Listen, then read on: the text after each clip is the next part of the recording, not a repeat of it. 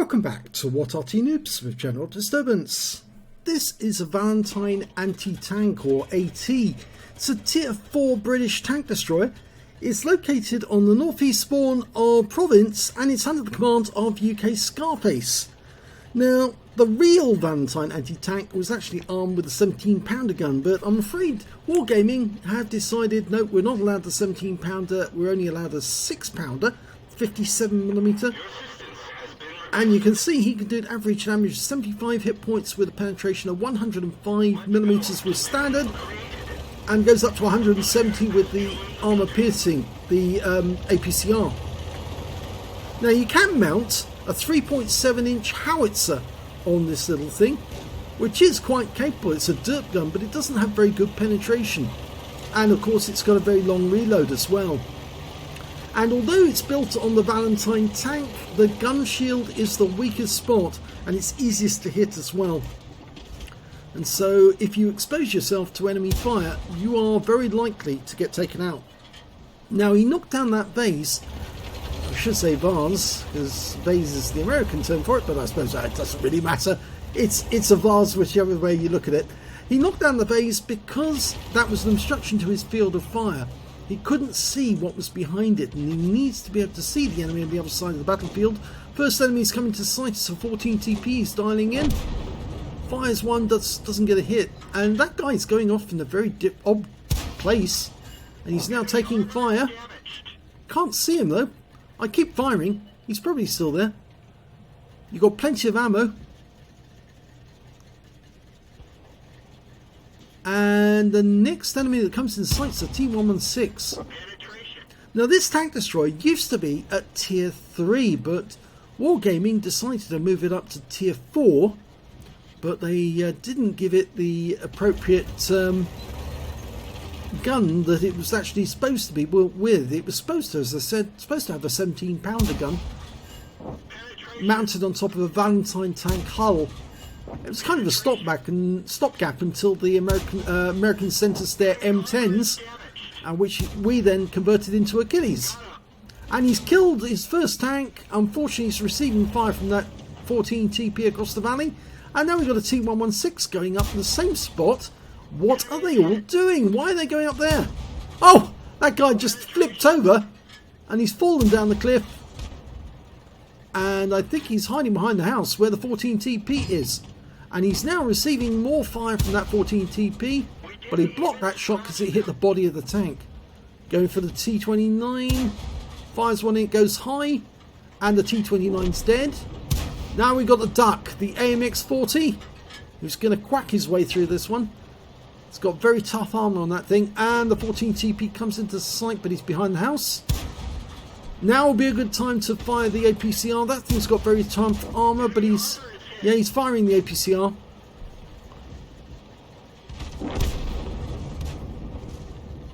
And the AMX-40 is dead. Now, if we have a look at the front of the gun shield, you can see that one of the 14 TP's rounds actually bounced off the Valentine hull, which is, of course, the strongest part of the vehicle. You don't want to aim for the hull on the Valentine because it is so strong. In fact, you want to aim for the corrugated area at the back of the tank or the gun shield. Okay, well, there's more enemy across the valley that he can aim at, and well, that Samur is in the perimeter road and he's now going for Stugs 3B. Gets his first shot in, still firing the APCR. Keep going, keep going. Does take a long time with the 6-pounder round, but it's a fast fire rate, 3 seconds each. And he's now dead, that one. So he's picked up a nice amount of damage. There's the M8A1, but there's the Panzer 38T now. He could probably reload to standard ammo now, because he'll penetrate those with just standard ordinary AP. Still firing the APCR. It's going to cost him. Gets his first hit on the T116. Keep going. Keep going. No, that one dropped short. Come on. Get it on. Get it on. That's it. I think he had to burn his repair kit there to move. And the B1's coming up the perimeter road, so we'll probably spot more enemy very shortly as they'll try to stop the B1 from coming up. Oh, 14 TP has come out from behind his house, or was briefly seen, and our platoon mate just killed the M8A1. And there goes the Team 116. So Overcoom, who's our platoon mate, managed to get 2 kills. We've got 2 kills. UKSkaface has got 2 kills. And unfortunately, Victo, who was the other platoon mate, unfortunately got killed. But there's an enemy B1 just behind there. And there he comes into sight. Now he sees us and he realises that he has to deal with us. Now he's getting penned by the B1. And that's bad news because the B1 knows where to aim. And this is where we need the help of our teammates, because if we poke out around the corner, we are going to get penetrated. Yep. These shots are going in through the gun shield. At least I think they are. Oh no, they're actually through the body of the tank. He's actually penning the Valentine part of the tank. So he's probably auto-aiming. And we've got the Team 116 behind us now as well. Well, the B1's still there, so we can't ignore it. Here he comes. Easy shot through the side. One more to kill. No, one more to kill. Get it. Yes! He took a lot of damage from that though, and potentially might have the high caliber now. There's Overcoom in the Matilda. Just around the corner. There we go. Off in the distance. There's only one enemy left now. It's a Sav M43. He's over on the other side of the battlefield, I think. There he is. Can he get the kill? Oh, auto-aim on. Easy shot. Oh, he's not even auto-aiming actually. He doesn't need to, I suppose.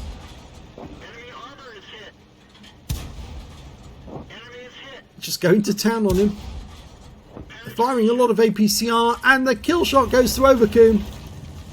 And the game is over. And a very colourful Valentine anti-tank. Yes, I don't think they had them like that in wartime. Let's have a look at the end of battle stats.